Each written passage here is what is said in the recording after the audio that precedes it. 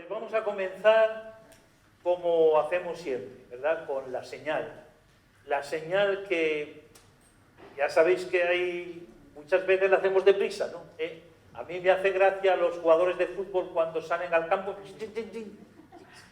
tocan la hierba, bueno, bien, oye, y bien está que lo hagan, ¿no? Pero vamos a hacer la señal conscientemente, ¿no? En el nombre del Padre, y del Hijo, y del Espíritu Santo. Amén. Bueno. Y hoy, ya sabéis que nos gusta siempre en la lección entrar con un montón de gente, con muchos nombres. Bueno, entonces, ¿con quién entramos hoy en la lección?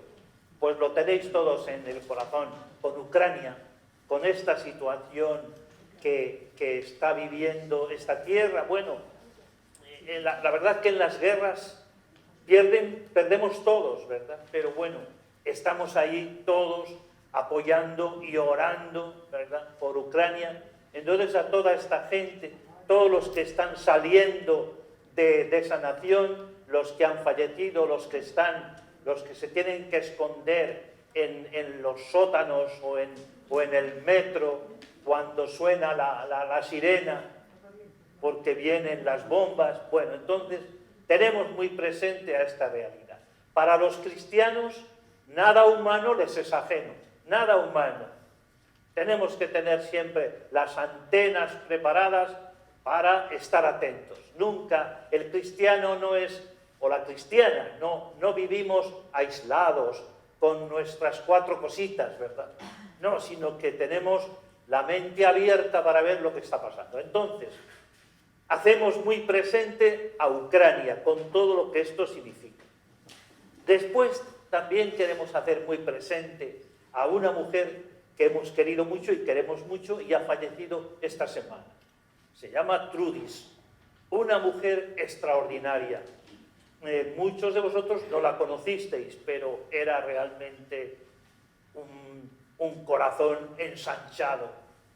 Una mujer amiga de orar, animadora de grupos de oración,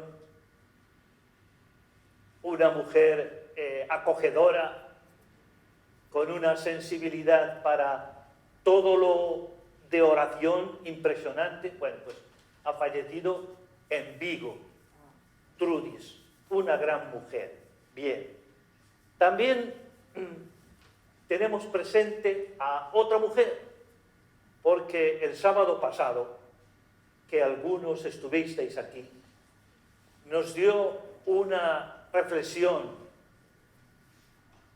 una monja del Císter de aquí de Burgos, llamada María Pilar Avellaneda, que fue una auténtica maravilla, una auténtica maravilla.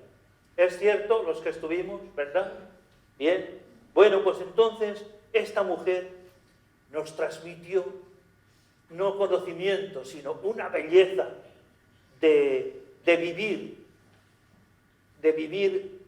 de forma coherente la vida. Y bueno, yo creo que a todos los que estuvimos gozábamos de que hubiera en la iglesia gente así. Una auténtica maravilla. El problema, el que grababa, ya que no estaba Antonio, pues el que grababa no grabó. O sea, se puso el aparato ahí y no lo grabó. Bueno, entonces, pero nos ha dejado un eco impresionante, ¿verdad? Bueno, y por poner también a otra mujer, vamos a recordar a Carmen, nuestra hermana, ¿verdad?, que venía siempre con Magdalena y con María Jesús y con Teresa. ¿Carmen sigue en el hospital? Sí. Bueno, pues está en el hospital, enfermita. No sé si la recordáis, creo que sí. Pero bueno, se ponían ahí todo el equipito, Bueno, entonces la recordamos. Y más gente que hemos conocido, con la que hemos dialogado esta semana. Bueno, el asunto está en que entremos a la lección con el corazón lleno de nombres, ¿verdad? Porque así entramos como iglesia. Bien. Y dicho esto, una vez que se nos ha llenado el corazón de nombres, pues invocamos al Espíritu y le cantamos: Espíritu Santo, ven, ven, ven en el nombre del Señor.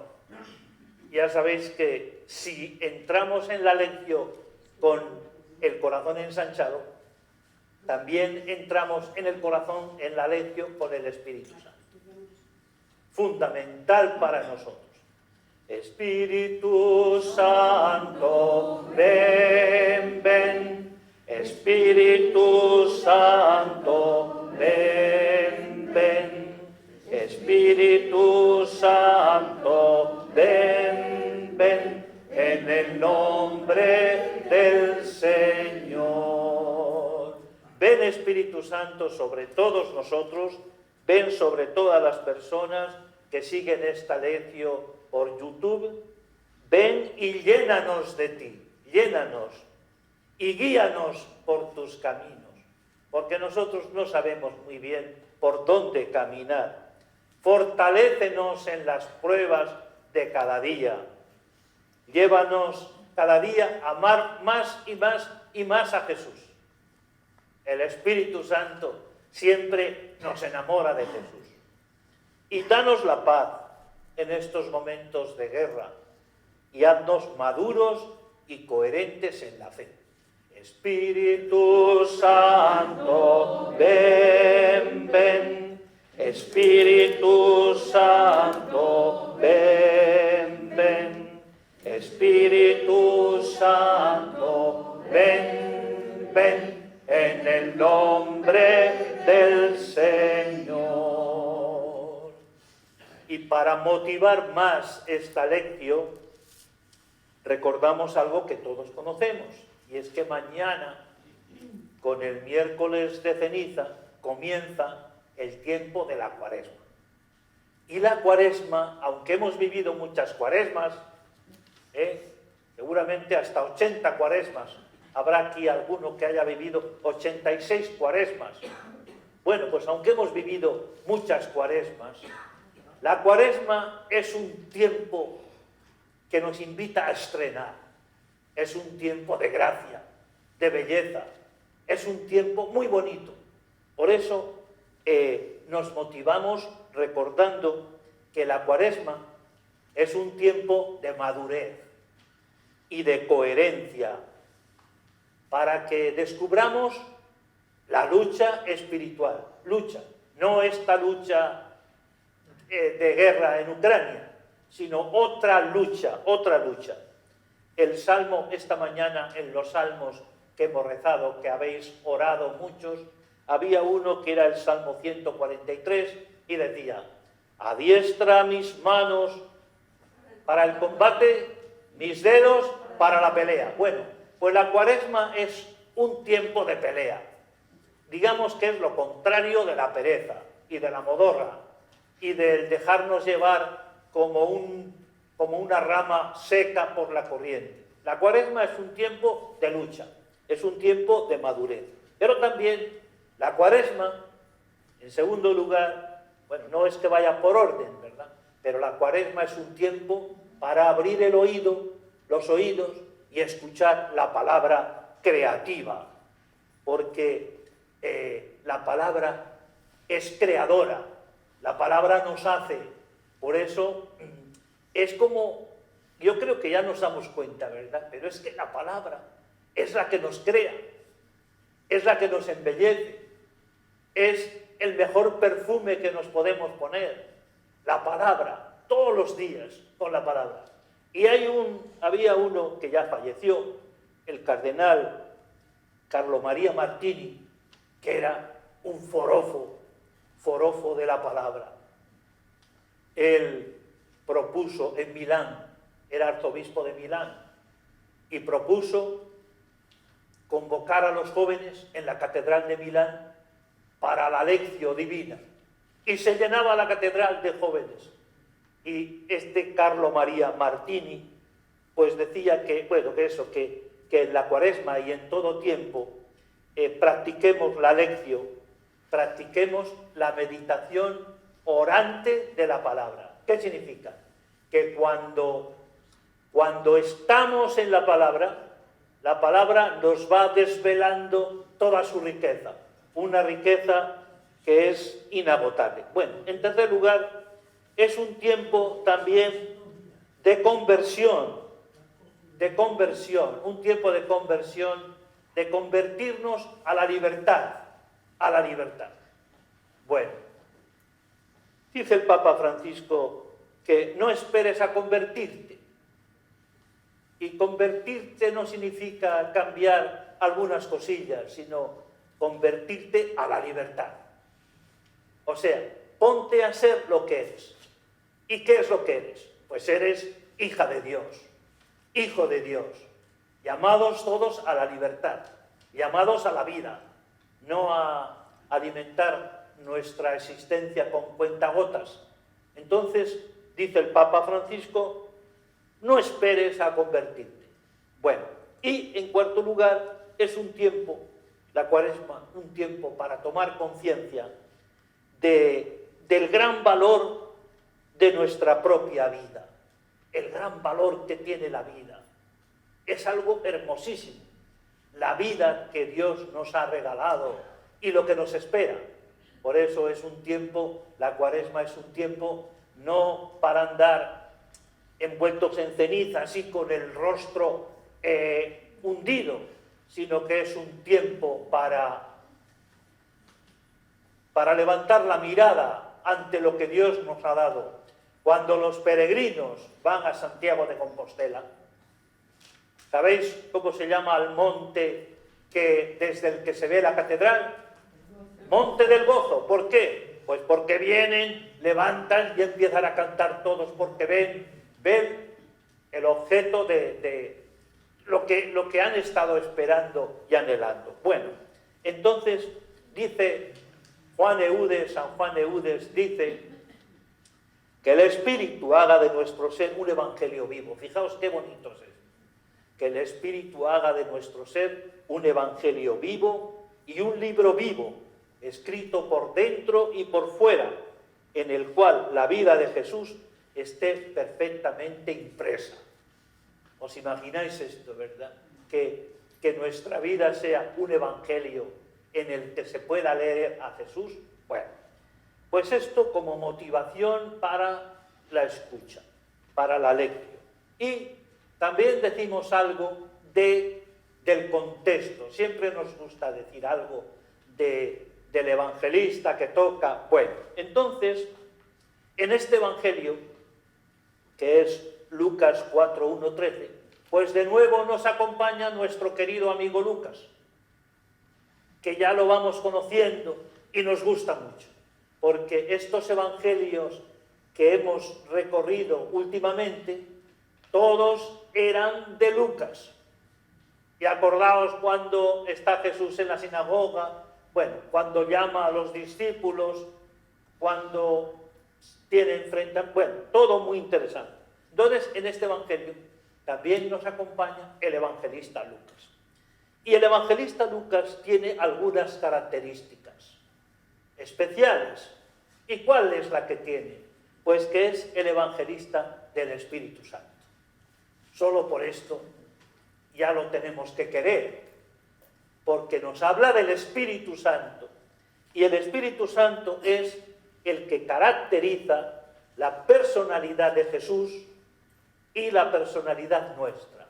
El Espíritu es fundamental.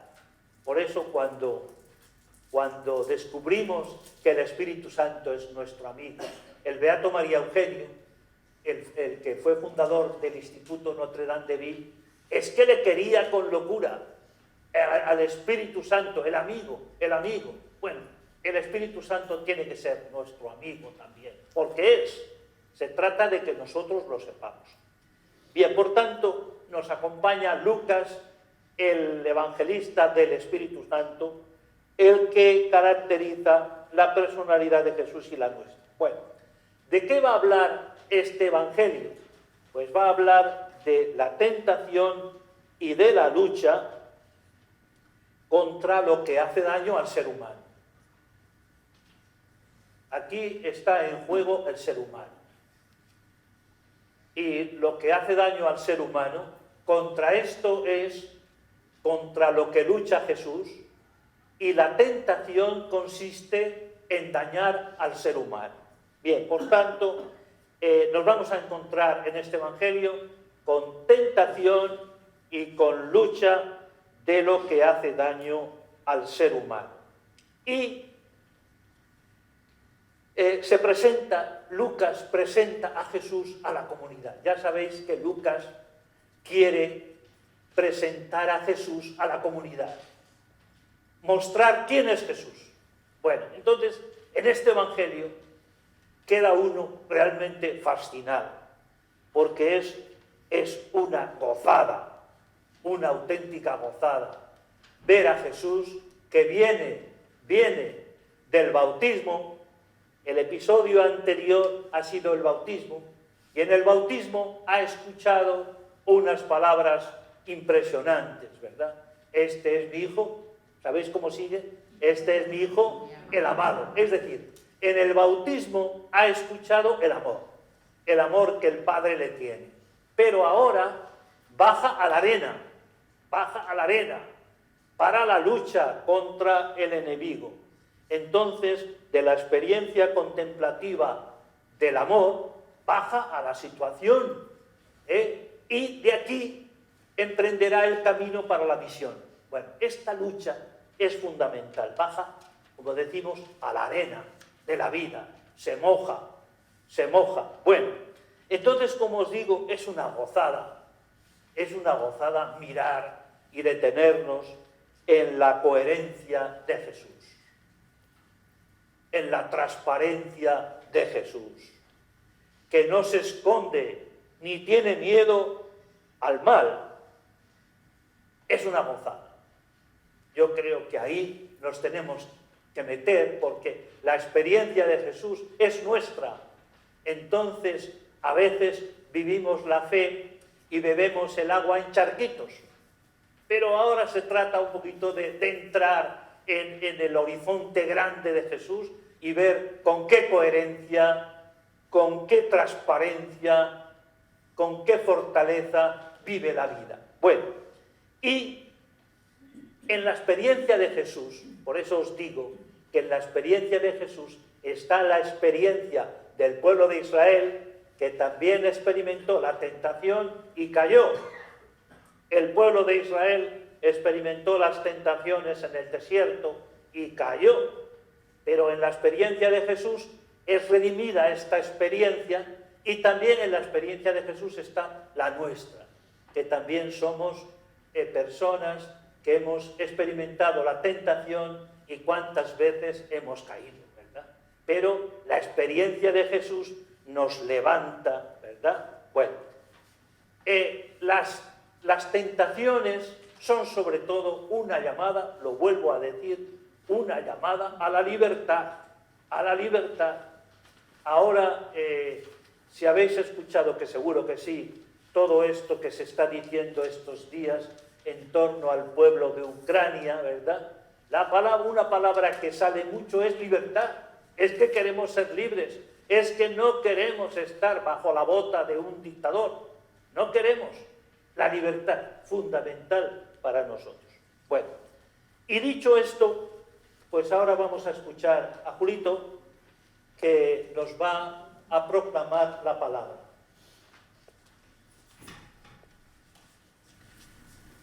El Señor esté con todos vosotros. Y con tu espíritu. Proclamación del Santo Evangelio de nuestro Señor Jesucristo según San Lucas. Gloria a ti, Señor.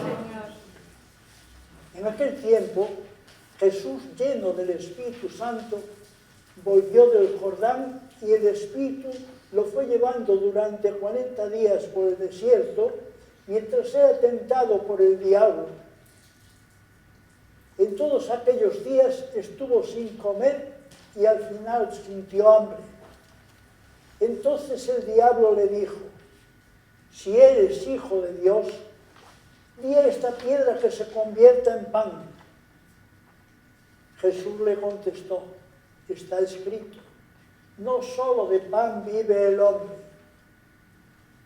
Después, llevándola a lo alto, el diablo le mostró en un instante todos los reinos del mundo y le dijo: te daré el poder y la gloria de todo eso, porque a mí me ha sido dado y yo lo doy a quien quiero. Si tú te arrodillas delante de mí, todo será tuyo. Respondiendo Jesús le dijo: está escrito, al Señor tu Dios adorarás y a Él solo darás culto. Entonces lo llevó a Jerusalén y lo puso en el alero del templo y le dijo: si eres hijo de Dios, tírate de aquí abajo, porque está escrito, ha dado órdenes a sus ángeles acerca de ti, para que te cuiden y también te sostendrán en sus manos para que tu pie no tropiece con ninguna piedra. Respondiendo Jesús le dijo: está escrito, no tentarás al Señor tu Dios. Acabada toda tentación, el demonio se marchó hasta otra ocasión. Hermanas y hermanos, esta es palabra del Señor. Gloria a ti, Señor Jesús. Un problema que podemos tener cuando escuchamos evangelios que ya nos lo sabemos de memoria es que lo recorramos tan deprisa, que no saboreemos la belleza que tiene. Y este es uno de ellos, ¿verdad? Porque hemos escuchado muchas veces las tentaciones. Bueno, entonces gracias, Julito, por tu lectura y vamos a comentar brevemente este evangelio que acabamos de escuchar. Bueno, primero, Jesús, lleno de Espíritu Santo, volvió del Jordán y el Espíritu lo fue llevando durante 40 días por el desierto. Bueno, este texto es muy importante. Es una introducción, pero es una introducción que es un modelo de formación, de catequesis cuaresmal. Un modelo. Esto que pretendemos ahora en la Iglesia, que es formarnos, pues esto es lo que hace Lucas con su comunidad. Y dice cosas muy importantes. Es una introducción breve, pero fundamental. Lo primero que destaca este texto es la acción del Espíritu. Ya hemos hablado un poquito de esto. ¿Qué hace el Espíritu? El Espíritu es el que llena a Jesús, lo llena, y el que lo lleva, el que lo empuja. Estas dos características son muy bonitas del Espíritu. El Espíritu llena mi corazón, y el Espíritu también es el que nos lleva, nos empuja. Por tanto, la acción del Espíritu, fundamental. Segundo, ¿dónde acontece todo esto? ¿Cuál es el escenario?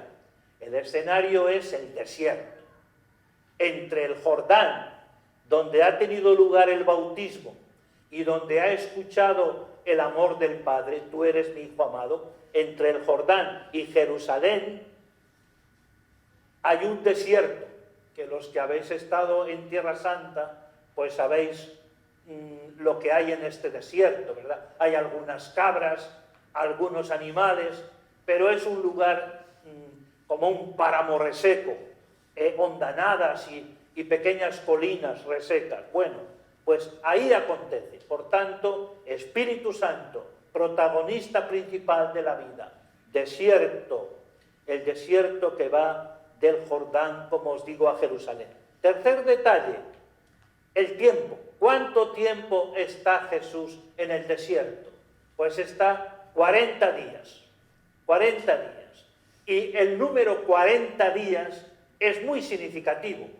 Es un número simbólico. Por ejemplo, acordaos de que el diluvio duró 40 días.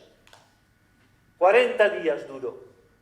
Y que Jonás estuvo también predicando en Nínive 40 días. 40 días. Bueno, Jesús, María y José presentan a Jesús en el templo a los 40 días del nacimiento. El pueblo de Israel estuvo 40 años por el desierto. Entonces, estos 40 días son muy significativos porque son el camino hacia la libertad. Camino hacia la libertad. Bien, la Cuaresma, ¿qué significa también? Pues 40 días. Un camino hacia la libertad en la Pascua, la libertad de los hijos de Dios. Bien. Por tanto, tiempo 40 días y después otros dos detalles. ¿Qué sucedió en el desierto? Pues es lo que se nos va a narrar después. ¿Qué sucedió? Y después también que después de estar 40 días ayunando, como nos ha leído Julito, pues dice que sintió hambre, ¿verdad?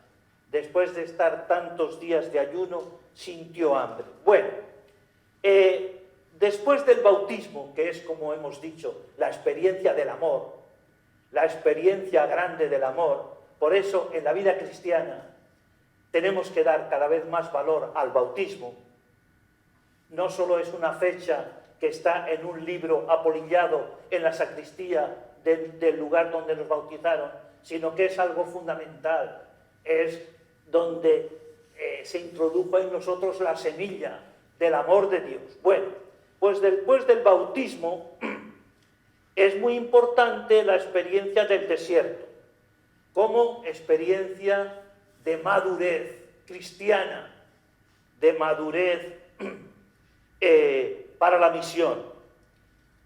Personajes que han pasado por el desierto, pues Moisés, Elías, Juan Bautista, Jesús, el mismo pueblo de Israel pasaron por el desierto. El desierto es, por tanto, un tiempo de madurez. Lo que hemos escuchado en el bautismo adquiere hondura dentro de nosotros y convicción profunda, para que no sea solo una noción, sino una convicción profunda. Bien, y en el desierto hay una desnudez. En el desierto no hay voces, no hay bonitos paisajes.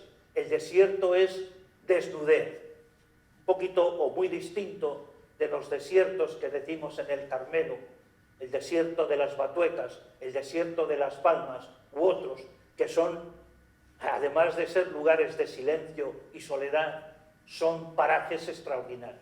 Pero el desierto del que estamos hablando es un desierto en el que no hay nada, es como una desnudez. ¿Y esto qué significa?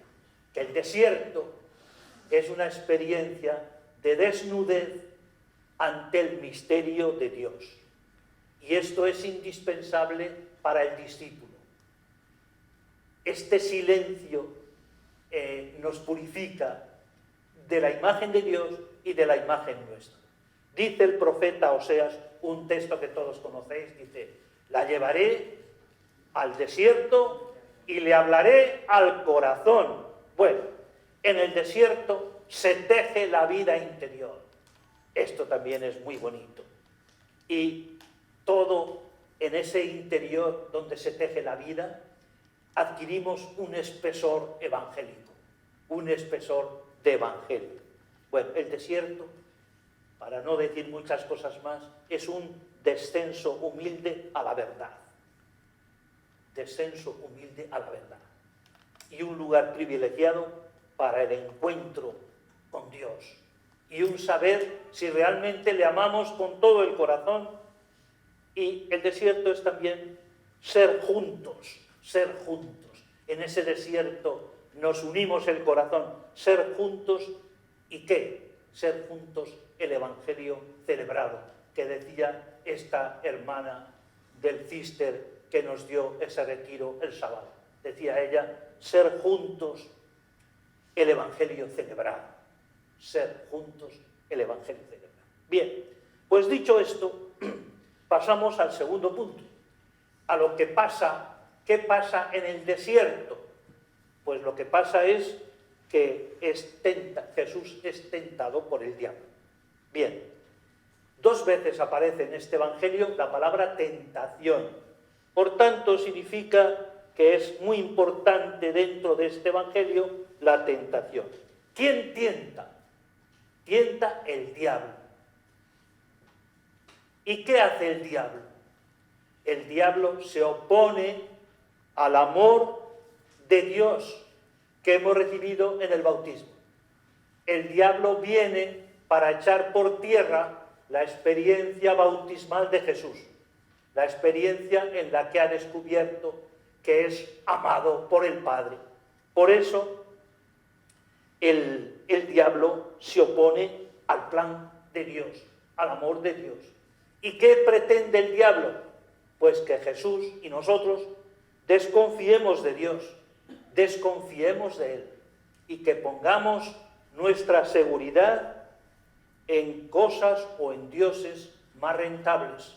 Más rentables significa que nos den, no sé, como más gusto a nosotros, ¿verdad?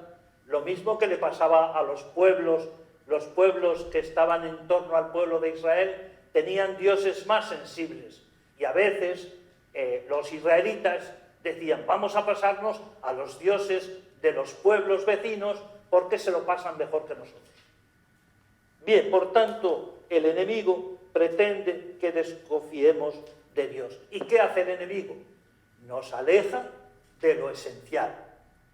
¿Qué es lo esencial? Nos aleja de nosotros. El enemigo lo que quiere es que no seas tú, y que no seas tú, y que no sea yo. Eso es lo que quiere el enemigo. Y entonces, ¿qué quiere que seas? Pues cualquier cosa, pero que no seas tú. Nos aleja de lo esencial. Bueno, pues frente a todo esto del enemigo que pretende esta tarea, Jesús no renuncia a su ser profundo. Fijaos qué hermoso es esto, ¿verdad?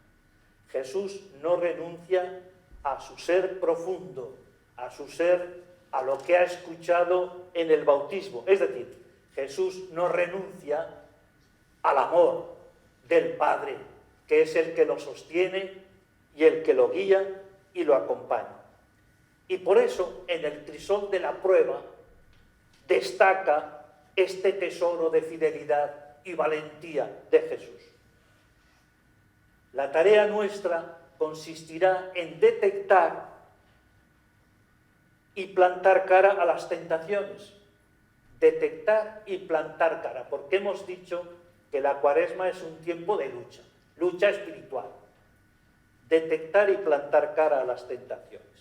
Bien, ¿cuáles son las tentaciones? Bueno, esta mujer que nos habló el otro día, María Pilar Avellaneda, que fue un lujo, como os digo, esta nos habló de 4 tentaciones que podemos tener. La primera, decía ella, la tentación del vinagre, que es la tentación cuando vivimos la fe con un espíritu tan cansino que no estamos abiertos para recibir, ella decía, la miel. La vinagre. Segundo, decía ella, las mentiras.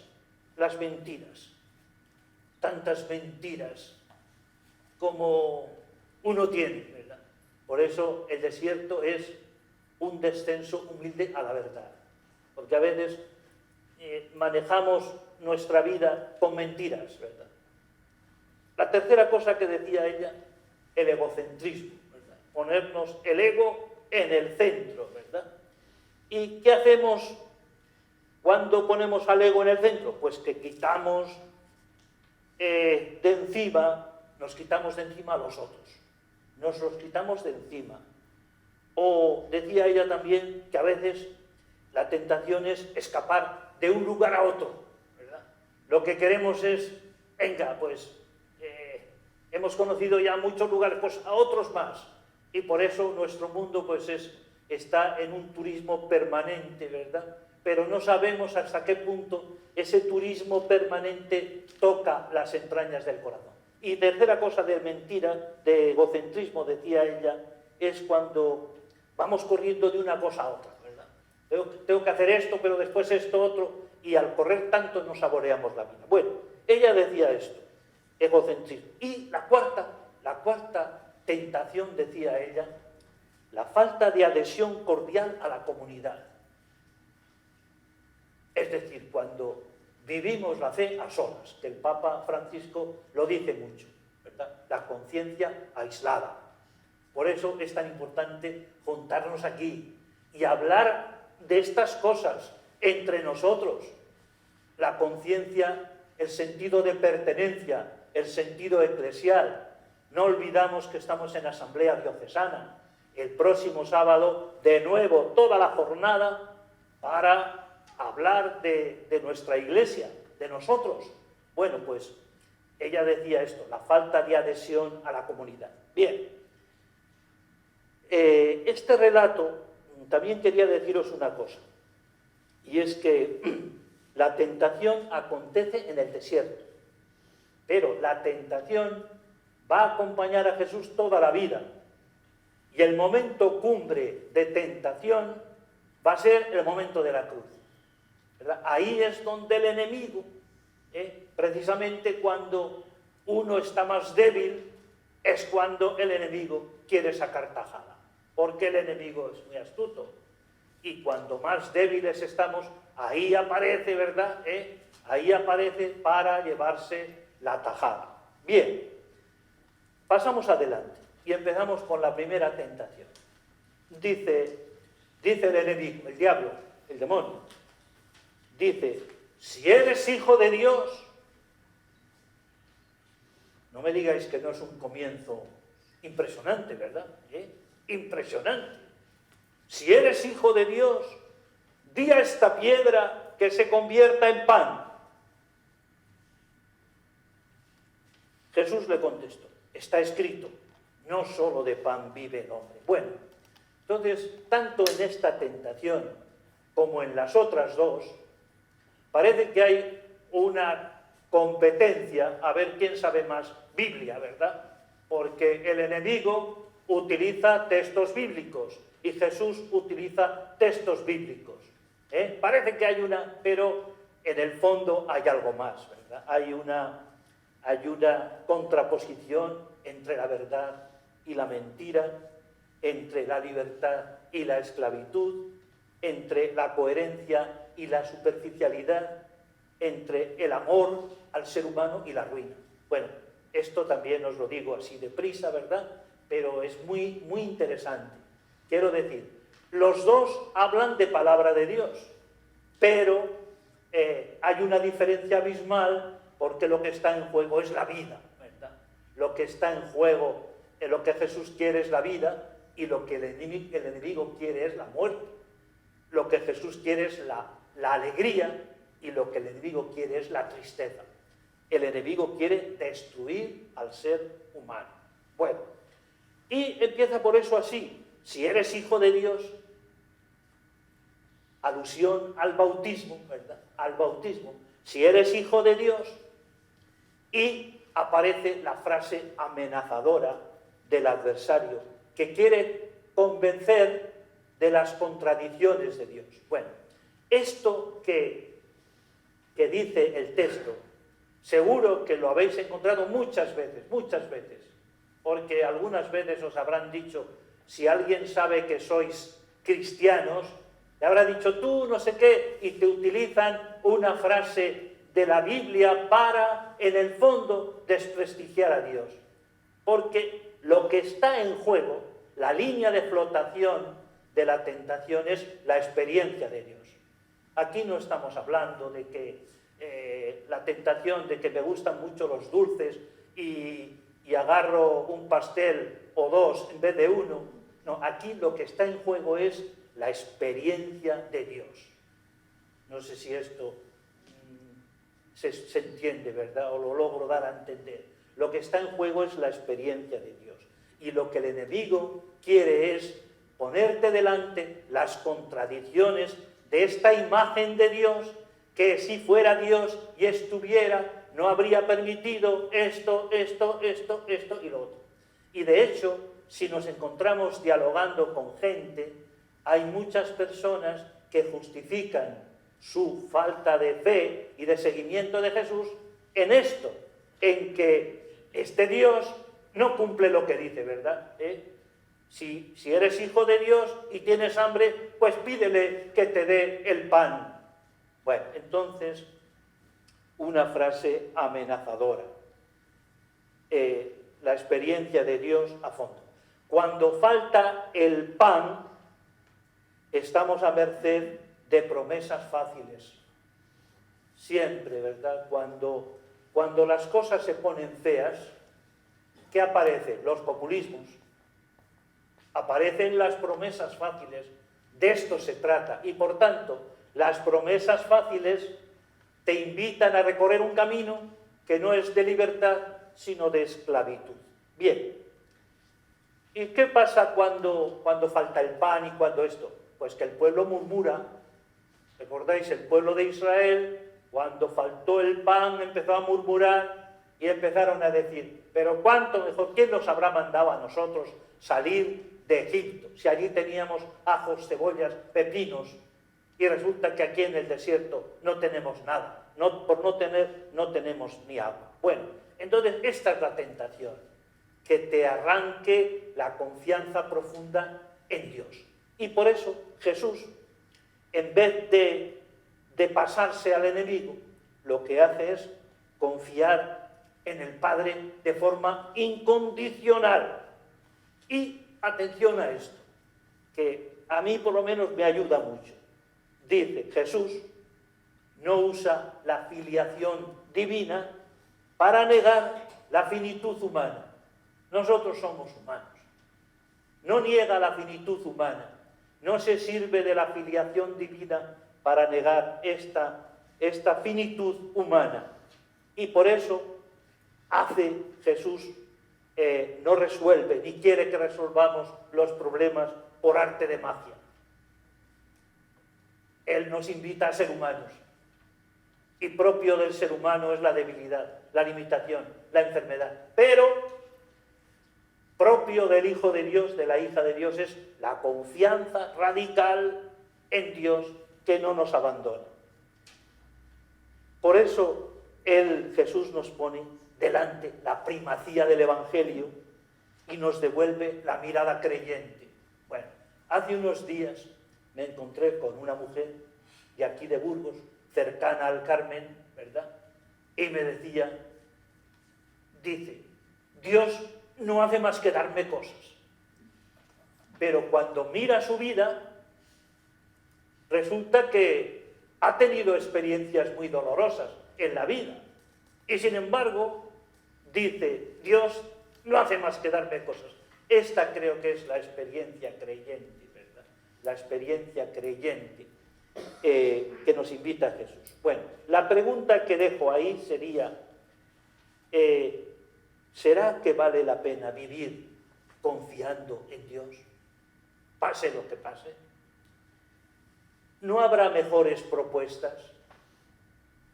¿No hay hoy mucha gente que se ha pasado a otras propuestas más fáciles, humanamente hablando? Bueno, segunda tentación. Te daré el poder y la gloria de todo eso porque a mí me ha sido dado, y yo lo doy a quien quiero. Si tú te arrodillas delante de mí, todo será tuyo. Respondiendo Jesús le dijo, está escrito, al Señor tu Dios adorarás y a Él solo darás culto. De nuevo aquí, palabra bíblica del enemigo, palabra bíblica de Jesús. Bueno, entonces, ¿qué es esta tentación? Esta tentación consiste en reconocer como Dios al enemigo del hombre. Reconocer como Dios al enemigo del hombre, es decir, a quien hace daño al ser humano. Por eso, en cristiano, como seguidores de Jesús, nunca podemos justificar el hacer daño. Acordaos del Evangelio, de la lección del Evangelio que comentamos, ¿verdad? Amad a los enemigos, hacer el bien, etc. Bueno, entonces, esta es la tentación. El enemigo del hombre que viene ¿con qué? Con abuso, con mentira y con injusticia. Bueno, y nos invita ¿a qué? A tener ídolos, ¿verdad? La falta de confianza radical en Dios nos lleva a tener ídolos. Podemos preguntarnos cuáles son los ídolos de este momento, cuáles son nuestros ídolos, que significa en qué ponemos el corazón. Por ejemplo, Santa Teresa decía, el ídolo el ídolo de la honra, por ejemplo, el ídolo de la honra, y otros ídolos, el ídolo del cuerpo, del propio cuerpo. Bueno, ¿cuáles son nuestros ídolos? Bien, Jesús dirá, solo Dios es digno de adoración. Y de adoración y de servicio. Por eso el Espíritu Santo nos propone servir frente a la guerra que pretende dominar, esclavizar, romper, destruir la libertad. Solo que no es tan fácil destruir la libertad del ser humano, ¿verdad? Pero lo que pretende la guerra es destruir esta libertad. Bueno, pues frente a esto, el Espíritu nos propone servir. Vale. Pasamos a la tercera tentación. Dice, si eres hijo de Dios, tírate de aquí abajo. Tírate del pináculo. El pináculo era el lugar más alto del templo. Y de allí llevaban a los que despeñaban, porque habían hecho algo, según la ley, había que despeñarlo del pináculo, el lugar más alto, lo subían allí y cataplum, al suelo, ¿verdad? Y cuando llegaba al suelo, lo terminaban lapidándolo, ¿verdad? A base de pedrada limpia, lo mataban. Bueno, pues, si eres hijo de Dios, tírate de aquí abajo, tírate, porque está escrito, ha dado órdenes a sus ángeles acerca de ti para que te cuiden. Parece bonito, ¿no? Jesús le dice, está escrito, no tentarás al Señor tu Dios. Bueno, entonces, frente a una manera de entender la fe como un espectáculo mágico, como una noche de fuegos artificiales, frente a esto está la confianza radical. Frente al querer tener a Dios bajo control, ¿verdad? Está la fe confiada en este Dios. Frente al pedir a Dios la prueba de que nos ama, aparece este saber que Dios, aunque no me ame a mi gusto, Él siempre me ama. Siempre. Nunca me ha olvidado. Y quiero leeros unos versos del poema de la noche oscura de San Juan de la Cruz, que dicen así, porque esto me suena a lo que dice Juan de la Cruz. Dice, en la noche dichosa, en secreto, que nadie me veía, ni yo miraba cosa, sin otra luz y guía, sino la que en el corazón ardía. Es decir, aprender a vivir la fe desde esta luz que arde en el corazón, pero sin tanta alaraca como a veces queremos y pretendemos, y parece que ahí está, como si se justificara ahí la fe. En la asamblea diocesana del anterior sábado, uno de los temas de los que se habló fue el tema, decían que si hay Eucaristía, cuando el grupo es tan pequeño, ¿hasta qué punto hay asamblea?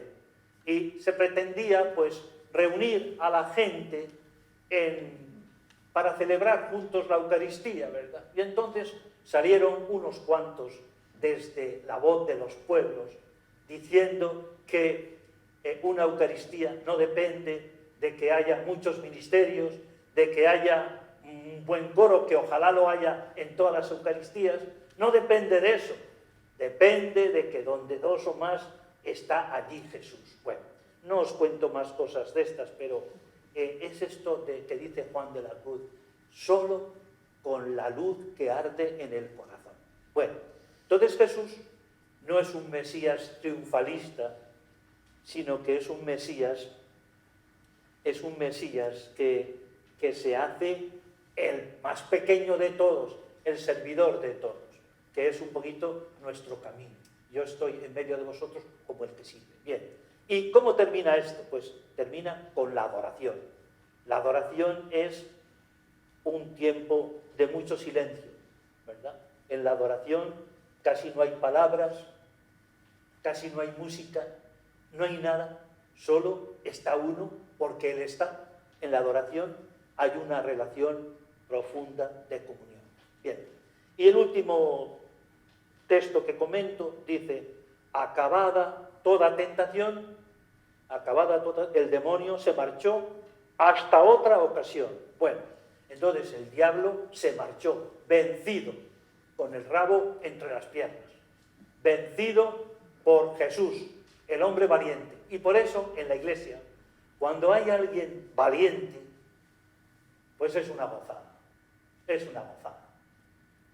Etty Hillesum, esta mujer de la que hemos hablado alguna vez, decía que basta encontrarse con un hombre de verdad para que esta vida merezca la pena.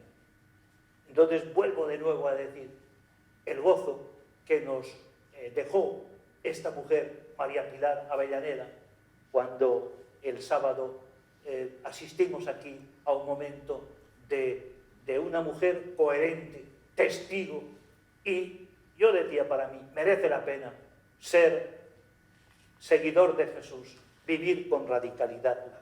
Bueno, entonces el diablo se marcha y las tentaciones han rebotado en Jesús como la ola que rebota en la roca firme, ¿verdad? Y se marcha hecha espumarajos. Bueno, pues así, bueno.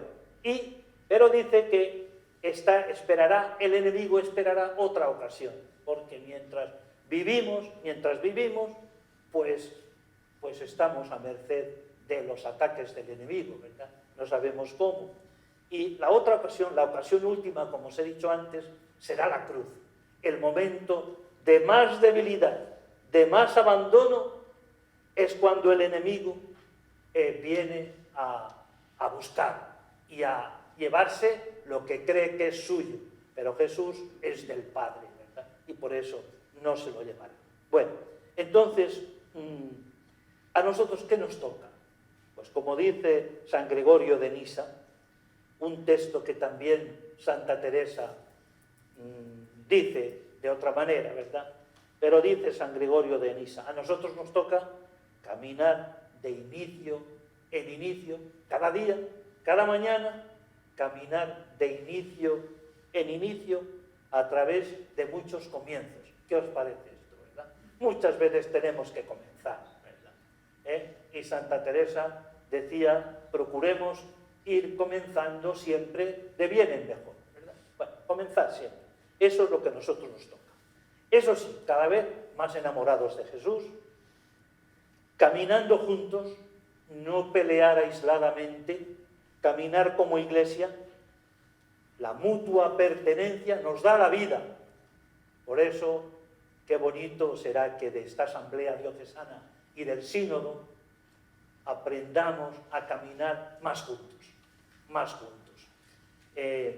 Ya os dije el otro día, no sé si os lo dije, ¿verdad?, que la revista Orar Última, pues habla de esto, de la aventura sinodal.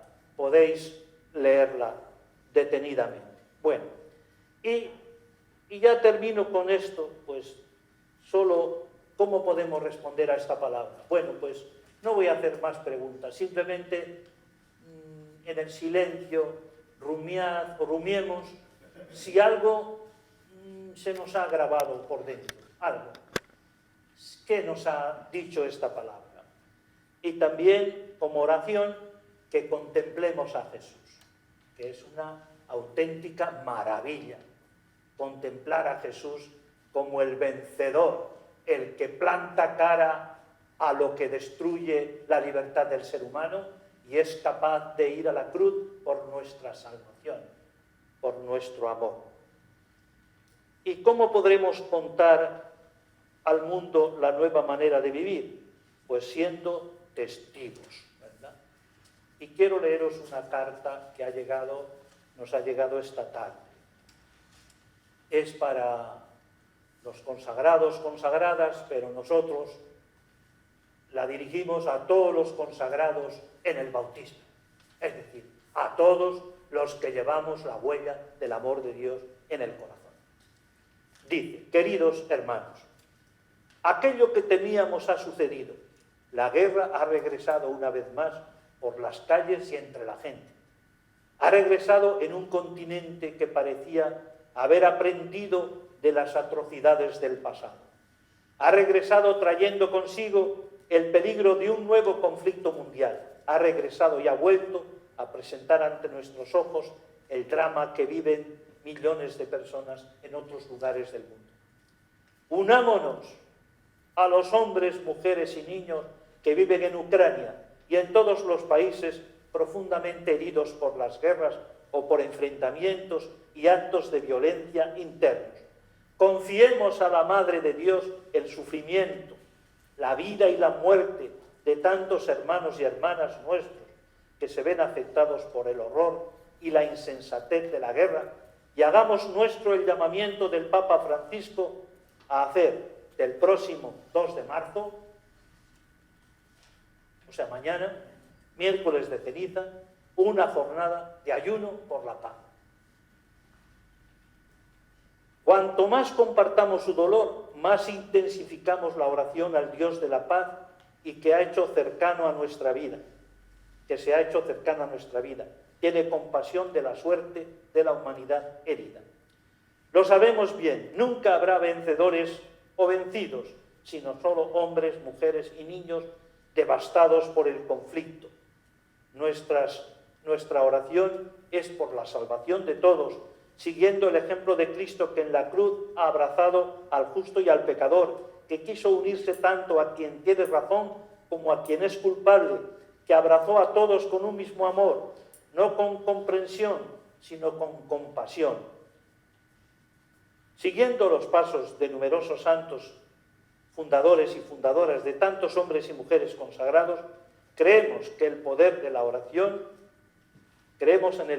oración, porque se debe rezar siempre, también cuando todo parece vano, cuando Dios parece sordo y mudo y nos parece que perdemos el tiempo, incluso si el cielo se ofusca, dice el Papa Francisco. Recemos para que cese la guerra, para que no triunfe una economía que mata, para que el amor reemplace al odio, la solidaridad a la indiferencia, para que el diálogo sea más fuerte que las armas. Lo pedimos en especial a las hermanas contemplativas que seguramente en este tiempo ya están ofreciendo su vida por la paz. Que la oración incesante sea el corazón ardiente de cada uno, de cada una y de todos. Recemos en soledad en nuestras comunidades, convirtámonos en promotores de momentos de oración. Hagámoslo allí donde sea posible, junto a los hermanos de las iglesias cristianas, acudiendo a ellos para expresarles nuestro deseo de fraternidad e invitemos a otros a la experiencia de oración. Y termino. No nos cansemos de rezar. Con esa misma pasión realicemos gestos de paz allí donde estemos, junto a todo hombre y mujer de buena voluntad. Dejémonos convertir por el Espíritu Santo para realizar obras de paz, para que nuestra vida hable y sea, con mansedumbre y verdad, testimonio de la misericordia que nos dona el Padre. A María, Reina de la Paz, encomendamos juntos a toda Europa y el mundo entero. Nos quedamos medio minuto en silencio, expresando esta oración común, silenciosa.